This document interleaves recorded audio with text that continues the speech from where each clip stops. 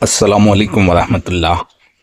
یزید کے دفاع کی علمی موت، کفایت اللہ سنابلی کی تعویلات کا تحقیقی تجزیہ۔ یہ مضمون کفایت اللہ سنابلی کی کتاب یزید بن معاویہ پر الزامات کا تحقیقی جائزہ میں پیش کی گئی ان کمزور تعویلات اور دلائل کا تحقیقی اور علمی تجزیہ ہے جو یزید بن معاویہ اور عبید اللہ بن زیاد کے دفاع میں کی گئی ہیں۔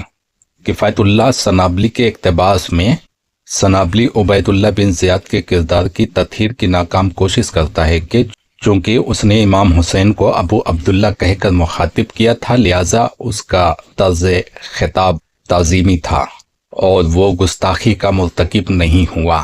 بخاری شریف کی حدیث ہے نا، ابن زیاد حسین کے چہرے پر چھڑی مار رہا تھا جب کٹا ہوا سر اس کے سامنے رکھا گیا، اس کی بھی مخالفت کر رہا ہے۔ اس کی دی گئی دلیلوں کی کمزوری پیش کروں گا۔ نمبر 1، ظاہری خطاب کا حسن زن پر قیاس کرنا علمی مغالطہ ہے۔ تاریخ میں ہزاروں واقعات ہیں جہاں ظاہری احترامی الفاظ استعمال کر کے ظلم و ستم کیے گئے۔ کسی کا ابو یا کنیت سے مخاطب کرنا اندرونی نیت اور عملی سلوک کی غمازی نہیں کرتا۔ قاتلین حسین میں سے کئی افراد نے بظاہر نرمی سے بات کی مگر فعل قتل کا ارتکاب کیا۔ بنو امیہ کا طریقہ، کنیت سے گستاخی۔ صحیح مسلم کی حدیث نمبر 6229 سنابلی کے موقع پر کاری ضرب ہے۔ بنو امیہ کے درباروں میں ابو تراب جو کنیت اور لقب محبت تھا کو گالی کے طور پر استعمال کیا جاتا تھا۔ صرف کنیت سے پکارنا کبھی بھی عزت اور توقیر کی قطعی دلیل نہیں ہو سکتا جبکہ عمل میں دشمنی اور تحقیر موجود ہو۔ نمبر 3، عبید اللہ بن زیاد کا عملی کردار۔ عبید اللہ بن زیاد کا جرم صرف زبان کا نہیں، فعل قتل و ظلم کا تھا۔ اگر وہ واقعی احترام کرنے والا ہوتا تو امام حسین کے قتل کا سرپرست اور اسیران کربلا کا ظالم قیدیبان نہ بنتا۔ خلاصہ، کفایت اللہ سنابلی کی دلیل کہ ابن زیاد نے کنیت سے پکارا اس لیے وہ گستاخی کا مرتکب نہیں، ایک سطحی اور کمزور قیاس ہے۔ تاریخ، حدیث اور بنو امیہ کے سلوک کی روشنی میں یہ دلیل وزن نہیں رکھتی۔ کنیت سے مخاطب کرنے کا مطلب عزت اور توقیر ہرگز نہیں ہوتا جب عملی اقدام ظلم و بربریت ہو۔ سنابلی کی کتاب کا یہ استدلال قاتل کی زبان پر رکھے گئے مصنوعی پھول کی مانند ہے جو حقیقت کے زخموں کو نہیں چھپا سکتا۔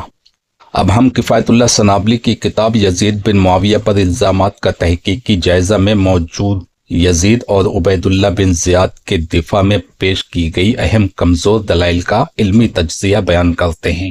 کفایت اللہ سنابلی کی یزید کے دفاع میں پیش کردہ کمزور دلائل اور ان کا تحقیقی تجزیہ۔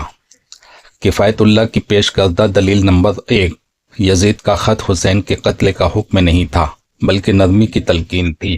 سنابلی کا موقف، یزید نے ابن زیاد کو ختم نرمی اور حسن سلوک کا حکم دیا تھا، حسین کو مارنے کا کوئی براہ راست حکم نہیں تھا۔ تحقیقی رد، اگر نرمی کی تلقین ہوتی تو یزید حسین کے مدینہ سے نکلنے کے بعد ان کی راہ روکنے کے لیے فوجی کارروائی کا حکم نہ دیتا۔ تاریخی روایات بلازری، طبری، ابن اسیر بتاتی ہیں کہ ابن زیاد کو مکمل اختیارات دیے گئے تھے کہ حسین بیعت نہ کریں تو ان کے خلاف طاقت استعمال کی جائے۔ یزید نے ابن زیاد کو بصرہ کے ساتھ کوفہ کا بھی گورنر بنایا، مخصوص مقصد کے لیے تاکہ امام حسین کی تحریک کو کچلا جا سکے۔ نمبر 2، یزید کو امام حسین کے قتل کا علم ہی نہیں تھا۔ سنابلی کا موقف، یزید کو امام حسین کے قتل کی خبر دیر سے ملی اور وہ اس پر رنجیدہ ہوا۔ تحقیقی رد، واقعہ دارالحکومت دمشق تک تیز رفتار پیغام رسانی کا نظام بنو امیہ کے زمانے میں بہت منظم تھا، خصوصاً ایسے اہم واقعات پر۔ امام حسین کے قتل کے بعد یزید نے ابن زیاد کو کوئی سزا نہیں دی بلکہ انعام و اکرام سے نوازا۔ اگر وہ واقعی رنجیدہ ہوتا تو سزا دیتا۔ رنج و غم کی روایات زیادہ تر بنو امیہ کے درباری راویوں کی بیان کرتا ہیں جن کا مقصد صفائی پیش کرنا تھا۔ نمبر 3، یزید شرابی، فاسق اور فاجر نہیں تھا بلکہ ایک انصاف پسند حکمران تھا۔ سنابلی کا موقف، یزید پر فاسق و فاجر ہونے کے الزامات روایتاً کمزور اور غیر مصدقہ ہیں۔ تحقیقی رد، ابن کثیر جو خود اموی جھکاؤ رکھتے ہیں وہ بھی یزید کے فسق و فجور کی عادتوں کا ذکر کرتے ہیں۔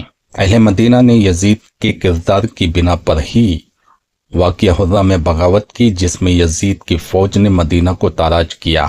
امام حسین، عبداللہ بن زبیر، عبداللہ بن عمر جیسے جلیل القدر صحابہ کرام نے یزید کی بیعت کو شرعی طور پر ناجائز قرار دیا۔ نمبر 4، یزید کے دربار میں اہل بیت کی توہین نہیں ہوئی بلکہ ان کے ساتھ عزت اور احترام سے پیش آیا گیا۔ سنابلی کا موقف: کربلا کے بعد یزید نے اسیران اہل بیت کے ساتھ عزت کا معاملہ کیا۔ تحقیقی رد: اہل بیت کے ساتھ یزید کے دربار میں جو کچھ ہوا وہ روایات میں تفصیل سے مذکور ہے۔ ابو مخنف، طبری، بلازری کے وہاں اہل بیت کی تذلیل، خطبے روکنا، نیزوں پر سروں کی نمائش وغیرہ کے واقعات ہوئے۔ اگر یزید واقعی عزت دیتا تو ان قیدیوں کو دمشق کے بازاروں میں پھرتا نہ دیکھتا۔ اہل بیت کی توہین کے واقعات کے بعد یزید کا مبینہ ندامت کا مظاہرہ ایک سیاسی چال سے زیادہ کچھ نہیں تھا۔ نمبر 5، یزید پر لعنت کرنا جائز نہیں کیونکہ لعنت کے مستحق کی تعین اللہ کا حق ہے۔ سنابلی کا موقف: کسی مسلمان پر لعنت کرنا شرعی اصولوں کے خلاف ہے جب تک اللہ یا رسول نے تعین نہ کی ہو۔ تحقیقی رد: اہل سنت کے بڑے بڑے محدثین امام احمد ابن حنبل، امام مالک وغیرہ یزید پر لعنت کے جواز پر فتوے دے چکے ہیں۔ فاسق و فاجر حکمرانوں پر لعنت کا قاعدہ ظالمین پر لعنت والی قرآنی آیات سے ثابت ہے۔ امام حسین اور اہل بیت کے قاتلین و مظالم پر خاموشی اختیار کرنا باطل کی تائید کے مترادف ہے۔ نتیجہ: کفایت اللہ سنابلی کی یہ تاویل محض بنو امیہ کے مظالم کی تاویلاتی وکالت ہیں جو تاریخ، حدیث اور عقل سلیم کے سامنے ٹک نہیں سکتی۔ یزید اور ابن زیاد کے جرائم کا دفاع کرنا امت کے اجتماعی ضمیر اور اہل بیت کے ساتھ خیانت ہے۔ کفایت اللہ سنابلی کی کتاب یزید بن معاویہ پر الزامات کا تحقیقی جائزہ میں تضاد بیانیوں کا علمی رد۔ نمبر 1، ابتدائی تضاد: یزید کے فسق و فجور کا اعتراف اور دفاع۔ سنابلی کا موقف: سنابلی یزید کے فسق و فجور، شراب نوشی، لہو لعب، بندروں اور کتوں سے کھیلنے کے متعدد تاریخی حوالہ جات خود نقل کرتا ہے، مگر پھر کہتا ہے کہ ان کے فسق کا علم یقینی نہیں، یا یہ سب الزامات ہیں، ثابت نہیں۔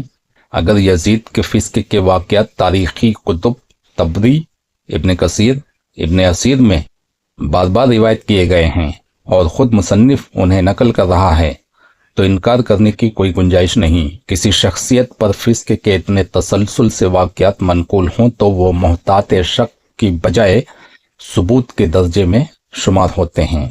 محدثین کے اصول جرح و تعدیل کے مطابق یزید کے معاصرین عبداللہ بن زبیر، عبداللہ بن عمر، امام حسین کا یزید کی بیعت سے انکار اس کے فسق پر اجماعی عملی موقف ہے۔ نمبر 2، یزید کی ولی عہدی پر خاموشی اور پھر دفاع۔ سنابلی کا موقف: سنابلی کہتا ہے کہ ولی عہدی کا رواج اس وقت اسلامی سیاسی مصلحت کے تحت اختیار کیا گیا، مگر بعد میں لکھتا ہے کہ یزید کی ولی عہدی پر اعتراض کرنے والے سیاسی بغاوت کر رہے تھے۔ رد: خلافت راشدہ میں خلافت کا نظام شورا اور مشورہ تھا، ولی عہدی نہیں۔ یزید کی ولی عہدی ایک سیاسی بدعت تھی۔ سنابلی پہلے اس عمل کو سیاسی مجبوری قرار دے کر نرم جواز فراہم کرتا ہے اور پھر یزید کے مخالفین کو باغی کہتا ہے۔ یہ شدید تضاد بیانی ہے۔ اگر ولی عہدی درست تھی تو امام حسین، عبداللہ بن زبیر، عبداللہ بن عمر، عبد الرحمن بن ابی بکر جیسے صحابہ کا انکار کس اصول پر غلط قرار پاتا ہے؟ نمبر 3، یزید کے جرائم کا انکار اور پھر بدعت و مظالم کا ارتکاب کا اعتراف۔ سنابلی کا موقف: کتاب کے آغاز میں یزید کے جرائم، واقعہ حرہ، کربلا، مکہ پر حملہ کو الزامات کہہ کر رد کرتا ہے، مگر آخر میں لکھتا ہے کہ یزید کے دور میں بعض بدعت و مظالم کا ارتکاب ہوا، مگر یزید اس کا ذمہ دار نہیں۔ رد: قیادت کا اصول ہے کہ جو بھی حکمران ہو اس کے دور میں پیش آنے والے مظالم کا ذمہ دار بھی وہی ہوتا ہے۔ خلفائے راشدین کا یہی معیار تھا۔ یزید کے گورنر ابن زیاد، مسلم بن عقبہ کے مظالم پر خاموشی اور حمایت یزید کے مجرم ہونے کے لیے کافی ہے۔ اگر یزید ان مظالم سے بری ذمہ ہوتا تو اہل مدینہ اس کے خلاف خروج نہ کرتے، امام حسین اس کے خلاف قیام نہ کرتے۔ نمبر 4، یزید کی شرعی حیثیت، خلیفہ یا بادشاہ۔ سنابلی کا موقف، سنابلی کتاب میں یزید کو خلیفۃ المسلمین کہہ کر پیش کرتا ہے، مگر خود ہی اس کے طرز حکمرانی کو ملوکیت کے قریب قرار دیتا ہے۔ رد: خلافت و ملوکیت میں بنیادی فرق شرعیت اور وراثتی اقتدار کا ہے۔ جس شخصیت کو خلافت راشدہ کے اصولوں پر خلافت حاصل نہ ہو بلکہ اسے زبردستی جبر یا موروثی بنیاد پر مسلط کیا جائے، وہ خلیفہ نہیں بادشاہ کہلاتا ہے۔ نبی صلی اللہ علیہ وسلم کی حدیث بخاری و مسلم، میرے بعد خلافت 30 سال رہے گی، اس کے بعد ملوکیت ہوگی، یہ واضح طور پر یزید کے دور پر صادق آتی ہے۔ نمبر 5، یزید کے دفاع میں صحابہ کرام کے مقام و مرتبہ کی تعویلات۔ سنابلی کا موقف، یزید کے خلاف قیام کرنے والے صحابہ حسین ابن زبیر کے موقف کو اجتہادی خطا کہہ کر ہلکا کرنے کی کوشش، جبکہ یزید کو معصوم الخطا کے طور پر پیش کرتا ہے۔ رد: نواسۂ رسول امام حسین کے قیام کو اجتہادی خطا کہنا صحابہ کرام کے مقام و منزلت کے منافی ہے۔ امام حسین کا قیام قرآن و سنت کی بنیاد پر ظالم حکمران کے خلاف تھا، جس پر امت کا اجماع ہے۔ یزید کے ظلم کو چھپانے کے لیے صحابہ کرام کے مقام کو اجتہادی خطا کا پردہ ڈالنا علمی دیانت کے خلاف ہے۔ خلاصہ، کفایت اللہ سنابلی کی کتاب میں یزید بن معاویہ کے کردار کی تطہیر کے لیے متضاد بیانیوں کا سہارا لیا گیا ہے۔